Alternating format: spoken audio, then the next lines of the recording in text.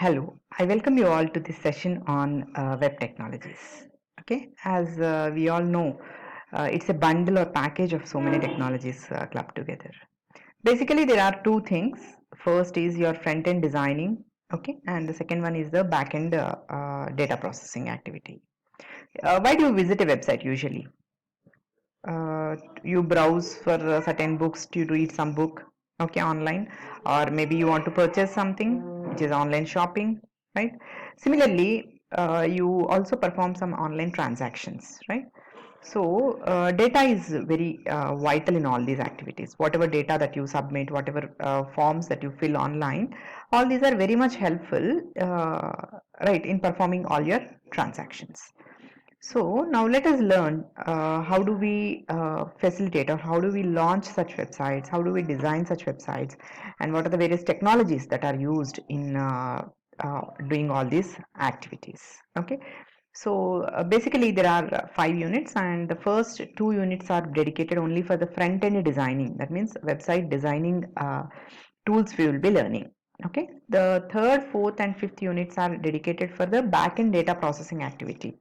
Okay, how do you store this data, and what are the various technologies that are used, etc., we will see in the second part.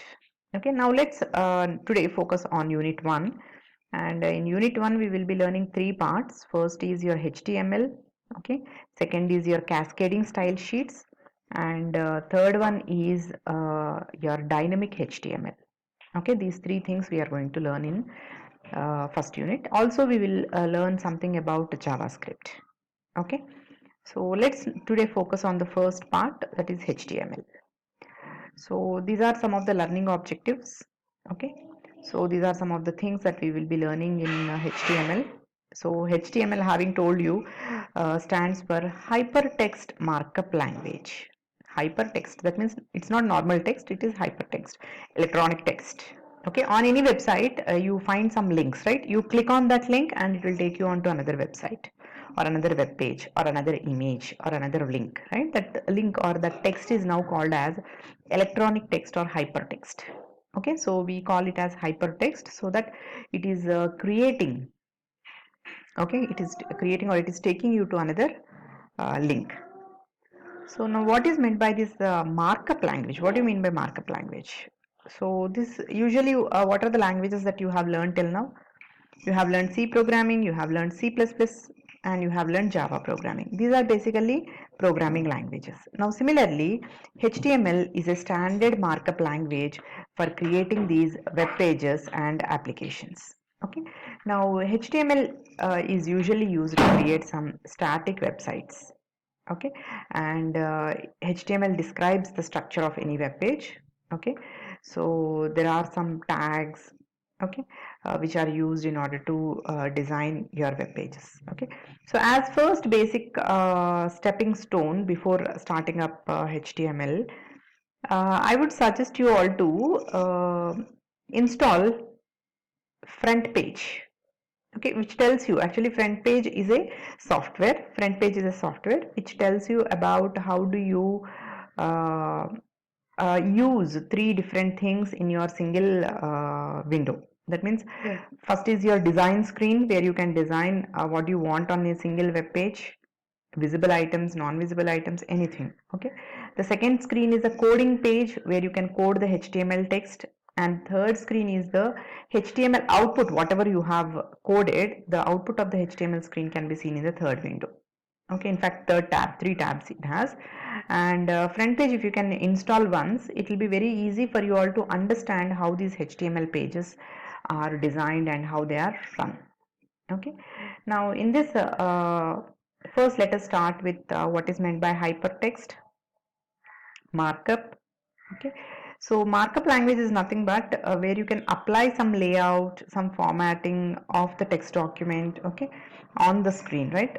So usually any web page, you can see the main title heading bar, you will have left hand side, you will have a menu bar, okay, home, okay, home, then you have some links, contact us, etc., kind of commonly used elements, right, towards the left hand side or right hand side, towards the top. Okay, at the bottom you have some disclaimers, etc., at the bottom most. So any web page is nothing but a document. So any web page is nothing but a document, and this document has an extension of .html. That means every web page is saved as .html. Okay, so a web page can be a static web page or a dynamic type. So first, initially today we will be, first unit completely we will be designing only static web pages. Okay, so HTML, in order to work with HTML, you require, it's all open source software. You require two things. First one is an editor, any text editor. It could be Notepad, it could be WordPad, it could be any text editor you can use. And in this text editor, you will be typing your source code or your program, just like you have done it for Java. Okay, and at the end of the, after you finish typing your program, you need to save your program, right? So you save the program with .htm or HTML extension, any of the extension. Like suppose program 1, p1.html. Like that you can save your program. You can save your program on your desktop, or you can create a folder and then save it.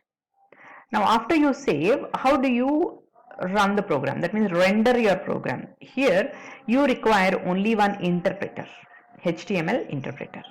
Now where is this HTML interpreter? Do you require any specialized software to download this? No. It comes as default. By default it comes with along with any browser. Now what do you mean by browser? How do you navigate, or how do you use internet? Maybe over your mobile or laptop. You open your browser and then you type the URL www.gmail.com. That's the URL that you type. Where do you type this? You type it inside the web browser.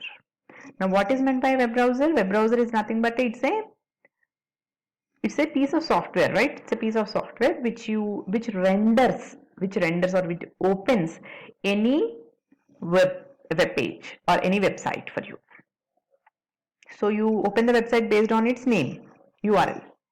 Okay, so similarly, right now you have designed a small web HTML program, and you want to open this program. So you can directly go to browser, go to file, open, and navigate to the .html, p1.html program, whatever you have saved, and directly you can see the output on the browser window. Okay, isn't it very interesting and very simple and easy to do it, right? You don't require any specialized installation of any software. Don't be worried that which browser do I use? Any browser. See, there are many browsers. Internet Explorer is a browser, Google Chrome is a browser, Mozilla Firefox is a browser, Opera is a browser, right? Firefox, then you have your many web browsers, and based on the operating system, based on the based on the type of software whatever you are using, okay, any browser by default will have this HTML, okay, as its default scripting language, markup language. So that's why you can use any of the browsers. Now right now this is a small sample document, first program I should say, just like you have hello world in your C and C++ Java. We are now seeing this hello world program, and anything in this HTML is called as tags, right? Anything within this angular brackets. What do you mean by angular brackets? This opening and closing brackets are called as angular brackets. This greater than and less than symbols together is called as angular brackets. Now these angular brackets, anything whatever you write within this set of angular brackets is called as a tag. TAG, tag. Now this markup language HTML is composed of so many tags just to give some styling and special effects to your text. What do you display in a web page? Basically you display some text, hyperlinks, images, right? This is what you do. So in order to display all these things, you will require some commands. These commands are written in the form of these tags. Okay, in HTML all the commands are given in tags. The opening and closing, angular brackets we call them as, or greater than or less than symbols, whatever is comfortable to you. Okay, HTML, then opening and closing, then followed by the head section, right? So please observe carefully the color code that I have given to make you all understand better.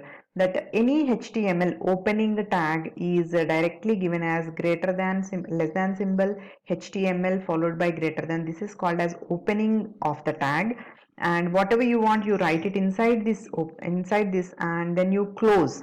So what is meant by closing tag? Closing tag is at the bottom last line of the screen, that is slash, that is just preceded by slash. So the moment the interpreter observes that it is slash HTML, that means it is closing tag. So every HTML has two parts. One is head section, the other one is body section, which is again given by two tags called as head tag and body tag, and both the tags have again the closing tags, closing of the head tag and closing of the body tag. So this syntax is essential and very must necessary. Okay, what do you write in the head tag? Usually some control information or metadata you try to give it in the head tag, and body tag usually gives all the display data. Whatever data you want to display, you write it in the body section. So this is a small sample HTML web page. Okay,